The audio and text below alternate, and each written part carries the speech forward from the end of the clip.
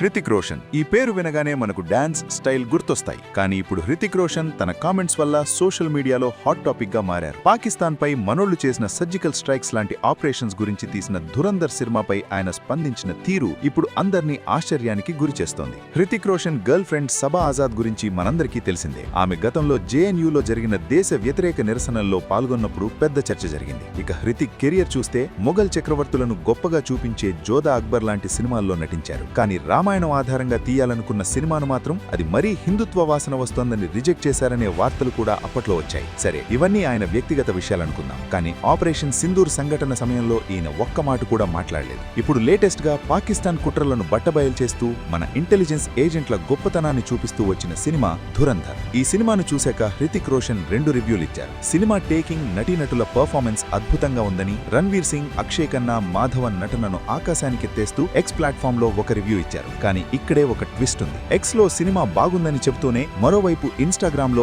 అందులో ఉన్న political themes తో, అంటే రాజకీయపరమైన అంశాలతో తనకు ఏకీభవించడం కుదరట్లేదని చెప్పారు. అంటే పాకిస్తాన్ ను విలన్ గా చూపించడం లేదా మన దేశ భద్రత గురించి స్ట్రాంగ్ గా మాట్లాడటం ఆయనకు నచ్చలేదా అనే ప్రశ్నలు ఇప్పుడు వస్తున్నాయి. సినిమాలో దేశభక్తిని చూపిస్తే అది రాజకీయమా లేక వాస్తవమా అనేది ఇప్పుడు నెటిజన్లు అడుగుతున్న ప్రశ్న. కొంతమంది అయితే హృతిక్ తన ఇన్స్టాగ్రామ్ పాస్వర్డ్ సబా ఆజాద్ కి, ట్విట్టర్ పాస్వర్డ్ కంగనా రనౌత్ కి ఇచ్చాడేమో అని సెటైర్లు వేస్తున్నారు. పాకిస్తాన్ మనపై చేసే కుట్రలను ఎండగట్టే సినిమాలను పొలిటికల్ అని పక్కన పెట్టాలా లేక మన వీరుల త్యాగాలను గుర్తించి మెచ్చుకోవాలా? హృతిక్ రోషన్ వ్యాఖ్యలపై మీ అభిప్రాయం ఏంటి? కింద కామెంట్స్ లో చెప్పండి. ఇలాంటి సెలబ్రిటీల ద్వంద్వ నీతిని అందరికీ తెలిసేలా షేర్ చేయండి. జై హింద్.